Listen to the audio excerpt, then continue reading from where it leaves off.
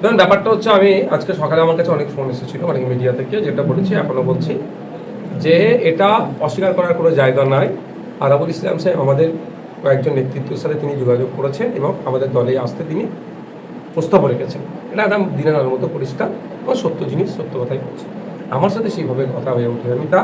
আর দ্বিতীয় কথা হচ্ছে, আমরা কে আসবে, কাকে কখন দলে ঝান্ডা দলে জয়েন করাতে হবে, এই লেভেলের নেতা যারা আছে সেটা সম্পূর্ণ নির্ভর করে আমাদের দলের প্রতিষ্ঠাতা প্রাণ পুরুষ পীরজাদা আব্বাস সিদ্দিকী ভাইয়ের উপরে। সুতরাং আগামীতে কী হবে না হবে, আজকে আমি এই জন্য আমার ভাঙড়াই প্রোগ্রাম ছিল, এখান থেকে যাচ্ছি। আগামীকাল আমাদের রাজ্য কমিটির মিটিংও আছে, সেখান থেকে যেটা ডিসিশন হবে আপনাদেরকে জানতে হবে। আরাবুল ইসলাম বলছেন ঘটকপুকুরে বাজারের উপরে আপনার হাত দিয়ে জয়েন করুন বুধবারে। দেখুন, আমি কি বললাম, আগামীকাল আমাদের পার্টির রাজ্য কমিটির মিটিং আছে, সেখানে ডিসিশন হবে। এখন পর্যন্ত আমার বড় ভাইজানের আমাদের পার্টির এই ধরনের কোনো আমাকে গাইডলাইন দেয়নি, আর অনেক সময় দেয় যে এই প্রোগ্রামগুলো করতে হবে। সেটা আগামীকাল প্রোগ্রাম আছে, আমাদের নিজস্ব আলোচনা মিটিং আছে, আমাদের জোট, প্রার্থী ঘোষণা, সিট ঘোষণা সব আগামীকাল আমরা। ইতিমধ্যে বামেরা তারা কিছু জায়গায় প্রার্থী ঘোষণা করেছে। না, আমরা যে জায়গাগুলো মেনলি ক্লেম করে রেখেছি, দেখলাম যে যে জিনিসগুলো ঘোষণা করেছে সেগুলো এক প্রকার ছেড়েই করেছে। রায়দিঘি যেমন ঘোষণা করেছে একটা, আমি আপনাকে কি বলবো, এক প্রকার অনেকেই অনেক কটা সিট ছেড়ে পড়েছে। হ্যাঁ, নরেন্দ্র মোদী আসলেন, তারপরে একবার ভোট ঘোষণা, কি বলবেন?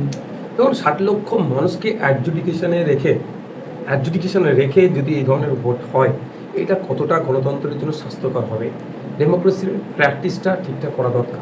সেই জন্য আপনারা জানেন, আমি শনিবার রবিবার দুটো প্রতিবাদ সভা করেছি বড় করে, শুধু তাই করে ক্ষান্ত হয়নি। মাঠে ময়দানে যেভাবে লড়াই চলবে, সংগ্রাম চলবে গণতান্ত্রিক প্রক্রিয়ায়, সাথে সাথে আইনের দ্বারস্থ হওয়ার জন্য, আইনি লড়াই করার জন্য আমি আর কলকাতা হাইকোর্ট আজকে গিয়েছি। আজকে কলকাতা হাইকোর্টে আমার দুটো হয়েছে, একটা আমি নিজে থেকে করেছি আর একটা ভাঙড়ের মানুষকে দিয়ে করি, যার সমস্ত ধরনের বৈধ ডকুমেন্টস থাকার পরেও তাদের স্বামী স্ত্রীকে ডিলিট ভোটার দেখিয়েছে, তাকেও আমি নিয়ে গিয়েছি। আমি আমার খরচে ভাঙড়ের ভোটারদের যাতে অসুবিধা না হয় সে দায়িত্ব নিয়েছি। আমি বলেছিলাম যে আমি আমার 100 জনের জন্য লয়ার লাগলে 100 জন দেবো। দুজন আমার সাথে যোগাযোগ করে উঠতে পেরেছে, তাকে দিয়েছে। আরও দুজনের সাথে যোগাযোগ করেছিলাম, তারা কোনো রেসপন্স করেনি, যাদের নাকি ভোটার ডিলিট হয়েছে এই অভিযোগ ছিল। তারপরে আমি গিয়ে আমি আজকে আইনি লড়াইয়ের জন্য প্রস্তুতি নিয়েছি এবং কোর্টেও গিয়েছি, হাইকোর্টে। আর রাজ্য সরকারের ভূমিকা কী, মমতা ব্যানার্জির দলের ভূমিকা কী? ভোট ঘোষণার আগে পর্যন্ত ধর্না অনেক নাটক করলো, কেন? এই অ্যাডজুডিকেশন নিয়ে। যে ভোট ঘোষণা হয়ে গেল, তারা দেখুন এই 60 লক্ষ ভোটাধিকার কীভাবে ফিরে পাবে, তার থেকে বড় কথা তারা কি দেখছেন, কে প্রার্থী হবে তাই নিয়ে তারা মিটিংয়ে বসে যাচ্ছে। আমাদের কাছে আইএসএফের কাছে প্রার্থী কী হবে না হবে, ভোটের কন্টেস্টটা থেকেও বড় জিনিস হচ্ছে আগে ভোটারদেরকে ইনশিওর করা, তাদের ভোট দিতে পারবে কি পারবে না। সেই জন্য আগে আমরা মিটিংয়ে না বসে Indian secular front, all India secular front হাইকোর্টে এসেছে, মামলা করেছে, নওশাদ সিদ্দিকীও এসেছে, মামলা করেছে। তাই আমি আপনাদের বলবো, আপনাদের মাধ্যমে এটাই, যে মোদিজি এসে ঘুরে গেছে, এতে বড় একটা রহস্য কাজ করছে।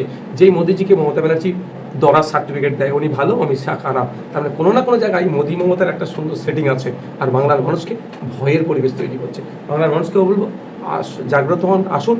যতক্ষণ না পর্যন্ত অ্যাডজুডিকেশন বিষয়টি নিষ্পত্তি হচ্ছে, ভোটে অংশগ্রহণ করবো না, এই মর্মে বাংলার মানুষকে ঐক্যবদ্ধ হতে হবে। ভাই, আমরা দেখলাম একবারে ভোট ঘোষণার সাথে সাথে মুখ্যমন্ত্রী ইমাম সাহেবদের এবং পুরোহিতদের টাকা বাড়ালেন, কি বলছেন? ভোট ঘোষণার পূর্বেই, নোটিফিকেশনের পূর্বেই, এসিআইয়ের প্রেস কনফারেন্সের পূর্বেই 500 টাকা পুরোহিত, 500 টাকা মুয়াজ্জিমদের বাড়ানো। তো ব্যাপারটা হচ্ছে, যারা এগুলো করছে, এগুলো মমতা ব্যানার্জি ভালো করে জানেন যে এটা এই ধরনের দিয়ে সমাজের মানুষকে টেনে নিতে চাইব। তবে একটা কথা বলি, এবার তিনি জানতে হবেন যে পুরোহিতকে দিয়েছেন বা যে ইমাম বা মুয়াজ্জিনকে দিয়েছেন, সবটাই বৃথা যাবে।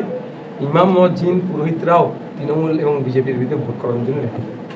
ভোট প্রচারে কবে থেকে নামছেন? ধরুন ঈদ আসছে, ঈদের আগে, আশেপাশে ঈদের পর থেকে নামবো, ঈদের আগে আর হয়ে উঠবে। তাহলে কি নওশাদ সিদ্দিকীকে দেখা যাবে যে ভাঙড় বিধানসভা আবার প্রার্থী হচ্ছে 26-এ? দেখুন, আমি ডায়মন্ড হারবার লোকসভার কথা বলেছিলাম, পার্টি অনুমোদন দেয়নি, ওই নিয়ে অনেক বিতর্ক হয়েছে। তবে আমি আশা করবো পার্টি আমাকে এখানে অনুমোদন যদি দেয় হবে।